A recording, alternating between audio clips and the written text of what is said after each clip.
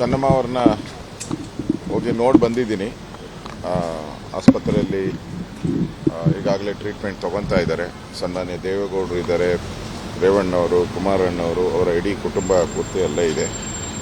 So ಮೊನ್ನೆನೂ ಕೂಡ ಭಾಳ critical ಆಗಿತ್ತು. ಇವತ್ತು ಸ್ವಲ್ಪ ಚೇತರಿಕೆಯನ್ನು ಕಂಡಿದ್ದಾರೆ. ನಾನು ಹೋಗಿ ಅವರ ವಾರ್ಡ್ಗೆ ಹೋಗಿ ಅವರನ್ನು ನೋಡಿ ಬಂದಿದ್ದೀನಿ.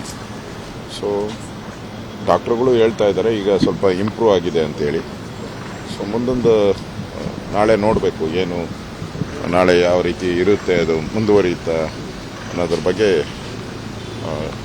ಡಾಕ್ಟರ್ಸು ತೀರ್ಮಾನ ಮಾಡ್ತಾರೆ. ಸದ್ಯಕ್ಕೆ ಅವರು ಆರಾಮಾಗಿ ಸ್ಟೇಬಲ್ ಆಗಿದ್ದಾರೆ.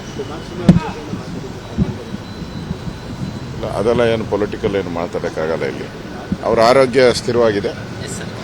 ಚನ್ನಮ್ಮ ಅವ್ರನ್ನ ಹೋಗಿ ನೋಡಿ ಬಂದಿದ್ದೀನಿ. ಆಸ್ಪತ್ರೆಯಲ್ಲಿ ಈಗಾಗಲೇ ಟ್ರೀಟ್ಮೆಂಟ್ ತಗೊತಾ ಇದ್ದಾರೆ.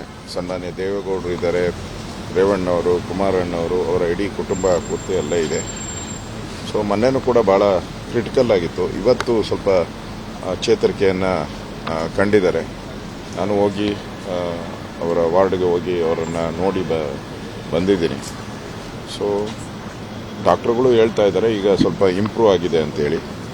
ಸೊ ಮುಂದೊಂದು ನಾಳೆ ನೋಡಬೇಕು ಏನು ನಾಳೆ ಯಾವ ರೀತಿ ಇರುತ್ತೆ, ಅದು ಮುಂದುವರಿಯುತ್ತಾ ಅನ್ನೋದ್ರ ಬಗ್ಗೆ